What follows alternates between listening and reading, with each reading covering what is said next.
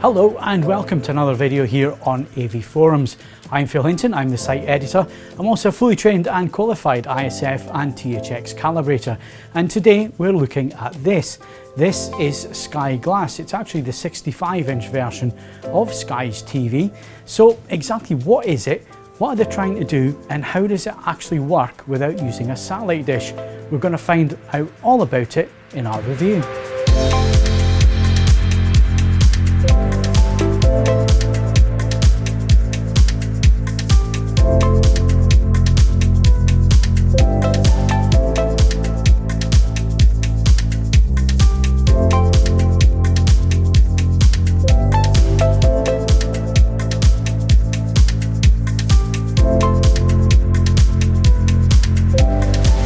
So Sky Glass is a new streaming TV from the UK satellite broadcaster, and it's a new market segment for the company as it enters the streaming age. Gone are the satellite dish and the set-top Q box, as everything is built into the TV, which Sky sells as a no-fuss solution. Everything is connected via the internet, where you stream all your TV and Sky services, as well as having access to most of the major video on-demand services such as Netflix, Prime Video and Disney+. Glass is available in 43, 55 and this large 65-inch screen size, and it uses a 4K VA panel with a full array local dimming backlight and has support for HDR10, hybrid log gamma HLG and Dolby Vision high dynamic range formats. There's also support for Dolby Atmos immersive audio, and the TV sports a 3.1.2 soundbar with 3 outward firing woofers, 1 central subwoofer and 2 upward firing drivers, with Sky boasting a power output of 215 watts in total. The soundbar is built into the TV chassis, and it's clear that the Sky Glass TV has been raiding the fridge during lockdown, as this is one chunky looking TV design. With the latest OLED designs are super thin screens, the glass packs in a massive chassis with a deep back supporting the fouled backlight and speaker units for the soundbar, and upward firing speakers on the top of the set, which are hidden beneath a metal grille that also acts as a vent for heat dissipation. The bezel around the screen is also quite large by today's TV design standards, and a metal strip around the edge, with the panel also adding a black section between the bezel and the picture, which makes it feel rather chunky. The TV is also available in 5 different colours of your choice with a matching remote control. You can also modify the grille for the soundbar. The stand is chunky and heavy, with some cable management through the rear foot of the unit, and the TV sits just above your mounting surface, so it masks anything behind the set when looking from the front. Also around the back are the connections in a recessed area. Here you have 3 HDMI 2.0 inputs.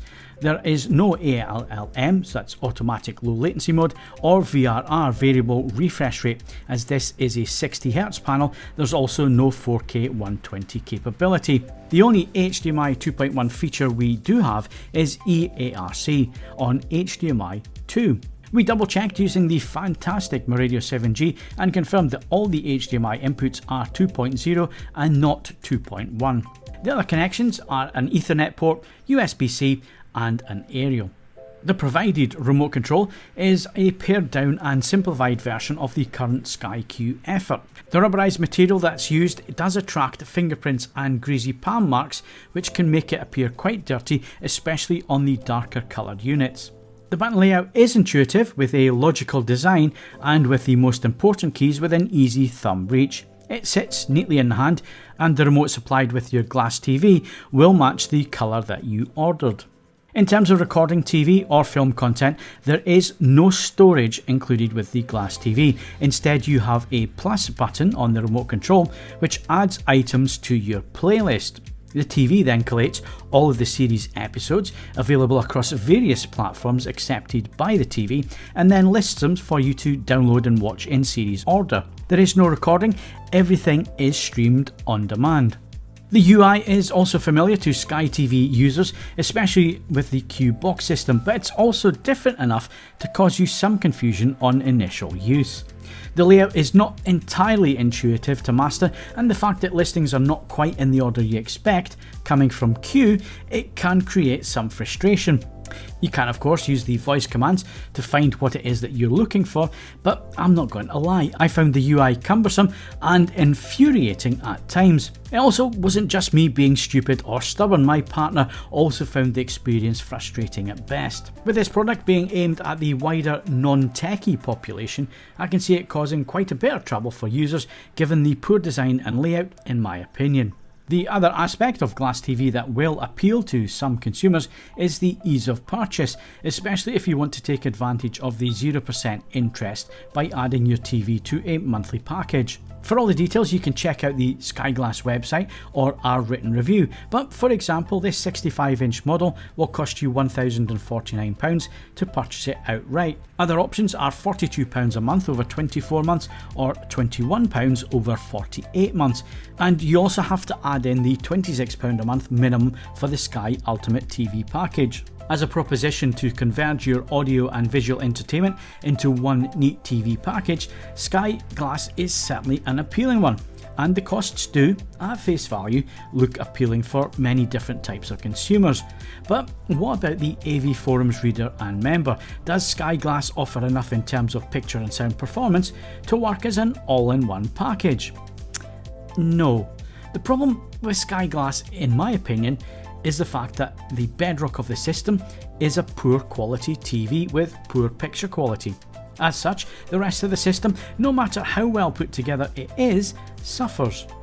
Looking at the performance from an enthusiast's standpoint, it's probably missing the point of the Glass TV and its demographic, but we treat every TV the same that comes in for review at AV Forums, and that includes objective testing to the industry standards for picture quality. It is disappointing that the menu system is very basic and it only offers one choice of settings for SDR, HDR and Dolby Vision, with no options to have separate settings. Image accuracy to the industry standards is mediocre, with gamma that doesn't track correctly to the BT 1886 standard. This means that the image lacks any depth and the correct amount of light output. There's also too much blue in the grayscale, and overall the colour performance is also middle of the road for Rec 709 HD colour gamut. You can attempt to calibrate the image, but remember there is only one set of settings that needs to be applied to SDR, HDR and Dolby Vision, which means there's no separate setting memories for all of these different sources or standards. HDR is also a big letdown with a contrast ratio of 4200 to 1 and a measured peak brightness of 540 nits, but the PQ EOTF tracking and tone mapping lacks pop or specular highlight details, even with Dolby Vision content. The panel uniformity was poor, with clouding at most grayscale values, along with bright edges and navy blue blacks at 5% stimulus. We also noted dirty screen effect DSE was present, with large areas of the same colour on screen mixed with moving shots such as football pitches or skies. This was always noticeable and added was in the central area of the screen on our review sample. Also, remember to switch off the auto backlight adjustment, as it affects the image brightness and restricts the set from displaying the full peak brightness out of the box. When changing this setting, you also need to reset the TV and apply the change by clicking the backlight control down by one click and then back to the default. That's depending on the content you're viewing. Video processing was also poor, with too much edge enhancement being applied out of the box, requiring sharpness to be turned down to 0 to take away the processing being applied. If you do leave the sharpness at default settings, then edges do look fizzy with obvious ringing and a false sense of sharpness. Fine detail is also lost due to the false edges being applied through sharpening, so 0 is the best setting to remove these issues. Upscaling performance was adequate from the Glass TV, with HD images looking the best when upscaled to the 4K resolution of the panel. Motion was also decent with most content, especially 50Hz broadcast, which didn't highlight any major issues or judder, and 24 frames per second material was also reasonable on playback with no induced judder seen. Again, there's no menu controls to change the motion settings, which are applied automatically by the video processing depending on the signal type. Dynamic range and contrast were lacking on the Glass TV, with weak looking blacks and clouding seen within most dark content. Off-axis viewing was also poor, which we would expect from a VA panel, and unusually blacks were also never quite convincing on this panel. SDR content worked best on the Glass TV, especially in a room with ambient lighting. HDR did, however, struggle to be convincing, with a real lack of contrast and dynamic range, removing any real pop from the highlight details, and blacks appeared to be crushed in tricky mixed scenes. We also found that the local dimming on the set made no difference to the performance, with more of a global approach seen with mixed content. Overall, we found Glass TV to be disappointing when it came to SDR and HDR picture quality, with too many issues surrounding weak blacks, contrast and dynamic range. The colours did look nice, but a lack of picture modes, gamma controls and no way to calibrate the image depending on your content type hampered the image. We got into more detail about the picture quality and the UI with our written review on avforums.com. In terms of sound quality, the Glass TV is good thanks to a well specified soundbar and upward firing speakers. This did the job for most occasional TV viewing and daily use, but with film soundtracks I still found it lacking in dynamics and envelopment. The Atmos speakers do work, but the sound is very front heavy due to all the speakers being placed at the front of the TV, and the soundstage just wasn't the widest I've heard from such a speaker bar system.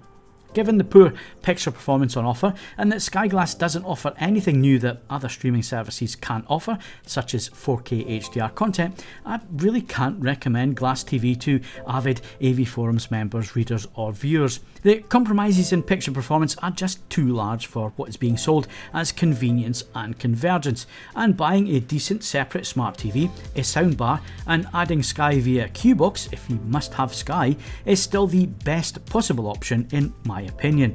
As such, Sky Glass scores an average 5 out of 10. And that's it for our review of the Sky Glass TV. If you've enjoyed this and it's been useful to you, then do consider giving the video a like. You can also consider subscribing to the channel. I'm Phil Hinton, thank you very much for watching, and we'll see you again in our next video.